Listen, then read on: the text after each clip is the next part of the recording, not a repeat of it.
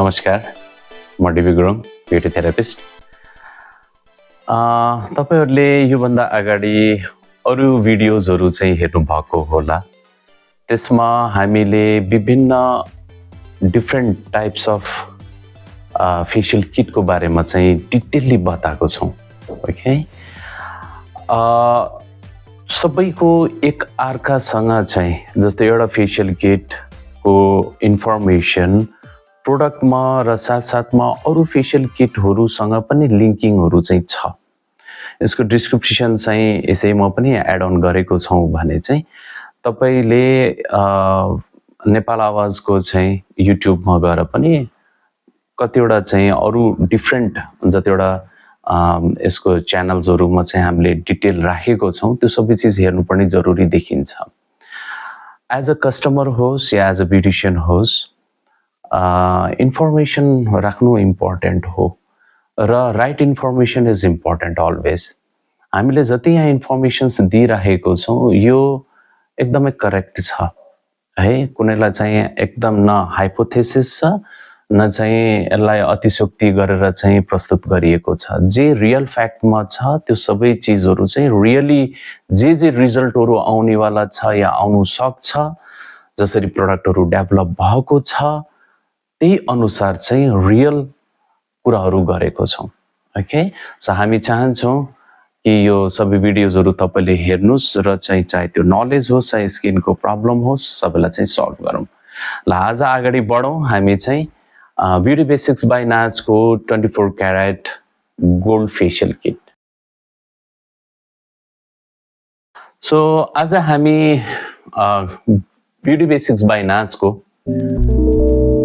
24 carrot gold किटको बारेमा चाहिँ अझै डिटेलमा बुझ्न गइरहेको छौं। यसलाई अनबक्सिङ गर्दै छौं। यसको प्रोडक्टहरु के छ र किन चाहिँ गोल्ड एउटा इम्पोर्टेन्ट फेशियल हो for bridal as well as for ceremonies है। कुनै पनि विशेष समारोह छ र तपाईलाई अलिकति टल्किनु मन लागेछ, चमक धमक देखिनु मन लाग्छ, अरु भन्दा अलिकति अझै फोटोजेनिक देखिनु मन लाग्छ भने why gold kit can help your face to improvise है।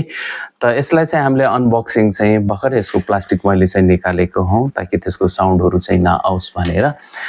त यसमा पनि 5+1 5 प्रोडक्ट्स प्लस 1 सिरमहरु चाहिँ छ। यो अलि विशेष, gold is not a normal thing हैन। गोल्ड पहिले विशेष छ, त्यसलाई सबैले चाहिँ अलि विशेष तरिकाले नै सुन्नु होला किनभने यो अरु फेशियल किट जसरी चाहिँ युज गर्ने हैन। This is somewhat different. यदि रिजल्ट निकाल्नु छ भने चाहिँ यो कसैले पनि बताउँदैन है। हामी तपाईलाई रिजल्ट पनि निकालेर देखाउँछौं, तपाईले आफैले निकाल्न सक्नुहुन्छ र प्रोसेसहरु चाहिँ करेक्ट प्रोसेसहरु बताउँछौं। किनभने जसले म्यानुफ्याक्चर गर्छ, जसले रिसर्च एन्ड डेभलपमेन्ट गर्छ, उलाई थाहा हुन्छ कि कुन प्रोडक्टले कसरी काम गर्छ र कसलाई कसरी चाहिँ एड अन गर्ने हो, कसरी चाहिँ त्यसलाई चाहिँ जोड्ने हो, कसरी त्यसलाई युज गर्ने हो। सो आज म अलिकति यसको बारेमा डिटेल बताउँछु किनकि यो गोल्ड फेशियल किटलाई चाहिँ हामीले बहुत राम्रो रिजल्ट निकाल्न सक्छौं है। फोटोजेनिक मिन्स तपाईको चाहिँ यदि 1000 जना हुनुहुन्छ र तपाईले ब्युटी बेसिक्स बाइ नाज को चाहिँ फेशियल गोल्ड फेशियल गर्नुहुन्छ भने 1000 जनामा चाहिँ तपाई अलग्गै चाहिँ देखिने कसरी हो यो बारेमा बुझौं। ओके, सो सबभन्दा पहिला एज यु नो हामीले गोल्ड को क्लिन्जर युज गर्छौं। So this is 24 carrot gold cleansing. हामीले यहाँ गोल्ड को चाहिँ के राख्छौं? गोल्ड को स्पेशली चाहिँ डस्टहरु राखिन्छ, गोल्ड डस्ट भनिन्छ। गोल्डलाई चाहिँ हामीले डक्टाइल भन्छौं। त्यसलाई कुट्यो भने चाहिँ धेरै ठूलो शीट आउँछ, त्यसलाई क्रश गर्छौं र चाहिँ डस्ट फर्ममा बनाएर चाहिँ यो प्रोडक्ट्सहरुमा राख्छौं। गोल्ड को चाहिँ यति माइन्युटली त्यसलाई चाहिँ क्रस गरेको हुन्छौं कि स्किनमा फेशियल्स गर्दाखेरि चाहिँ यो एब्जर्बेबल फर्ममा चाहिँ स्किनमा चाहिँ एब्जर्ब हुन्छ है। अब क्लिन्जिङ को यहाँ कुरा गरौँ। गोल्ड क्लिन्जिङ को कुरा गर्दाखेरि चाहिँ गोल्ड क्लिन्जिङ आफैमा चाहिँ एउटा डिफ्रेन्ट क्लिन्जिङ हो। यसले क्लिन्जिङ गर्दा गर्दा तपाईको स्किनमा चाहिँ एउटा शाइनिङ लिएर आउँछ, किनकि यसमा चाहिँ एउटा ओइलको प्रोपोर्सन चाहिँ हायर देन अदर किटहरूको जसरी चाहिँ भन्दा धेरै राखिएको छ। ओके, सो जब क्लिन गर्नुहुन्छ तपाईले आफैले बुझ्नुहुन्छ कि now the skin is again better than before. क्लिन्जिङमै तपाईले चाहिँ एउटा शाइनिङ पाउन थाल्नुहुन्छ है। So this is a first a cleansing. Second, सबैलाई थाहा नै छ कि we use the scrub. So अब हामी स्क्रबको बारेमा बुझौं। ओके, सो गोल्डको एउटा विशेष तरिकाले चाहिँ स्क्रब बनाइएको छ। ब्युटी बेसिक्स बाई नाजको तपाईले कुनै पनि फेसियल किटको स्क्रब तपाईले जब टच गर्नुहुन्छ त्यो तपाईले आँखा बन्द गरेर फिल गर्नुस्। तपाईले स्क्रब देख्नु हुँदैन त्यसमा, तर you can feel it. Scrub भनेको चाहिँ खास यस्तो हुनुपर्छ। मार्केटमा मैले देखेको छु स्क्रब पुरै देखिने, ओके, र त्यो माथिबाट चाहिँ चुच्चा चुच्ची धेरै हुने। अब स्क्रबको काम के हो? फाइन जुन चाहिँ स्किनको माथिको डेड लेयर्सहरु छ त्यसलाई निकाल्ने। ओके, त स्किन आफैमा धेरै पातलो छ। स्क्रब मसिनो हुनुपर्छ, गोलो हुनुपर्छ, किनकि त्यसले चाहिँ त्यो जति डेड सेल्स छ त्यसलाई निकाल्न सक्छ। तर यदि चुच्चा चुच्ची भएको धेरै ठुलो साइज भएको चाहिँ स्क्रब युज गर्नुहुन्छ त्यसले के गर्दिन्छ भने चाहिँ स्किनको डेड लेयर्सलाई मात्रै हैन, जुन चाहिँ जसमा स्किनमा लाइफ छ त्यसलाई पनि त्यसले ड्यामेज गरिदिन्छ। तपाईले रिपिट गरिराख्नु भएको छ भने चाहिँ it will be a problem for your skin. So यसले ड्यामेज गर्नु सक्छ। rather than purifying, rather than clearing, हैन, यसले ड्यामेज गर्नु सक्छ। त्यही कारण चाहिँ स्क्रब किन्दाखेरि चाहिँ एकदम होशियार हुनुहोस् है। कति जनाले चाहिँ फेस वाशमै स्क्रबिङ्सहरु चाहिँ राख्नु भएको छ, म त्यसको अपोज गर्दिन है, तर धेरै scrubbing is also not good for skin है। त्यो चाहिँ याद गर्नु, आफ्नो सबै डिफरेन्ट स्किन टाइप्सहरु हुन्छ। सो स्क्रबिङलाई चाहिँ धेरै गर्नु चाहिँ, किनभने त्यो नेचुरल चाहिँ जुन प्रोटेक्टिभ लेयर्स हुन्छ त्यसलाई पनि त्यसले ड्यामेज गर्छ।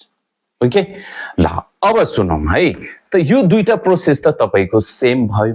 अब के छ त नाजको चाहिँ गोल्ड किटमा चाहिँ जुन चाहिँ डिफरेन्ट हुन्छ, 1000 मा चाहिँ अलग्गै एकजनालाई चाहिँ छुट्टाइदिन्छौं भनेछौं। यसमा एउटा प्लान के छ? सिरम, सुन्दै राख्नुस् है, जेल र अब क्रिम। यो यसको चाहिँ मेन जुन छ इन्ग्रेडिएन्ट त्यो चाहिँ यसमा छ। गोल्डको प्रोपोर्सन यसमा सबैभन्दा धेरै छ, जेल र क्रिममा। यसमा चाहिँ मात्रै केही पोर्सन छ। तर ओइललाई हामीले राख्नु पर्ने चाहिँ सिरम है। यसमा चाहिँ अश्वगन्धा छ, आर्गन ओइल छ, argan oil good for skin, jojoba oil good for skin. Okay, त यसलाई के गर्छौं? किनकि हामीलाई एउटा इनेट ग्लो भन्छौं, रेडियन्स भन्छौं, भित्रबाट चाहिँ त्यो टल्किने, त्यसलाई देखाउनको लागि, त्यसलाई निकाल्नको लागि चाहिँ सबभन्दा पहिला चाहिँ हामीले गोल्ड फेसियल गर्दाखेरि इट इज डिफरेन्ट है। अरु कम्पनीले कसरी भन्छ त्यो तपाईले अरुको जसरी भनेछ त्यसरी युज गर्नुस्। I don't know other product companies हैन। त अब यो हाम्रो लागि चाहिँ मैले भनिरहेको छु। पहिला यसलाई लगाउने सिरमलाई leave at least for 2 to 3 minutes, ठीक छ, 2-3 मिनटसम्म त्यसलाई मजाले लगाएर राख्दिने। कति लगाउने? जति रिक्वायर छ, नचलाउने। त्यसपछि चाहिँ अब गोल्ड जेल निकाल्ने, त्यसलाई पनि चाहिँ लगाउने, पुरै फेसमा लगाउने। अहिले मैले चाहिँ चलाउने भने छैन, त्यही सिरमको माथि पहिला यसलाई लगाउने। मिनिमम 4 to 5 मिनटसम्म चाहिँ त्यसलाई रहन दिनुस्। किनकि हामीलाई चाहिँ अब यदि स्किनमा कतैतिर पनि वाटरको प्रोपोर्सनेट पुगेको छैन भने चाहिँ जेलले त्यसलाई चाहिँ कम्प्लिट गर्छ। र गोल्डको चाहिँ अब यहाँ के छ, त्यो डस्टहरु चाहिँ माथि बसिरहेको छ। ओके, अब हामीले के गर्छौं? नाउ आफ्टर दैट हामीले चाहिँ गोल्डको चाहिँ क्रिमलाई चाहिँ नर्सिङ क्रिम, यसमा विटजम ओइल छ, भिटामिन ई छ, यसलाई मजाले निकाल्ने। अब त्यसपछि चाहिँ फेसमा चाहिँ जेलकै माथि मजाले लगाइदिने। र अब मजाले मसाज गर्नुहोस्। 1 स्टेप 2 स्टेप मिन्स डबलिङ सम्म चाहिँ त्यसलाई गर्नु। 1 मा चाहिँ होल्ड गर्यो, फेरि चाहिँ रिपिट गर्यो चाहिँ मिनिमम चाहिँ 10 to 15 मिनेटसम्म चाहिँ तपाईले फेसियल्सहरु मजाले गर्नुहोस्, किनभने यो पोर्सन हो जहाँ चाहिँ फेसियलमा चाहिँ सबैभन्दा धेरै काम हुन्छ। ओके, जहाँ चाहिँ मसाज हुन्छ, मसाजले चाहिँ भित्रसम्म चाहिँ कोलेजनलाई भयो, मसल्सलाई भयो, नर्भ्सहरुलाई भयो, ब्लड सर्कुलेशन्सलाई भयो, हैन, जति चाहिँ त्यसमा चाहिँ तपाईको लिम्फहरु चाहिँ भयो त्यसलाई सफा गर्ने र चाहिँ तपाईको चाहिँ स्किन्सहरुलाई चाहिँ डेभलप गर्ने यसले काम गर्छ। ओके, सो हामीले के गर्छौं त यसमा मजाले चाहिँ मसाजहरु चाहिँ गर्छौं। मजाले मसाज गरिसकेपछि चाहिँ अब हल्कासँग चाहिँ फेरि पुच्छौं। ओके, आफ्टर दैट हामीले के युज गर्ने, अब मास्क युज गर्ने। मास्क पनि यसमा डिफरेंट हुन्छ, किनभने चाहिँ यो गोल्डको चाहिँ इनेट ग्लो निकाल्ने हुन्छ। यो मास्क नन ड्राइङ भन्छौं, यो पुरै चाहिँ सुक्दैन। ओके, पुरै चाहिँ नसुकेर चाहिँ यो चाहिँ एउटा क्रीमी फर्ममा चाहिँ बसिरहेको हुन्छ। यसले व्हाइटनिङ सँगसँगै चाहिँ इनेट ग्लो दिन्छ।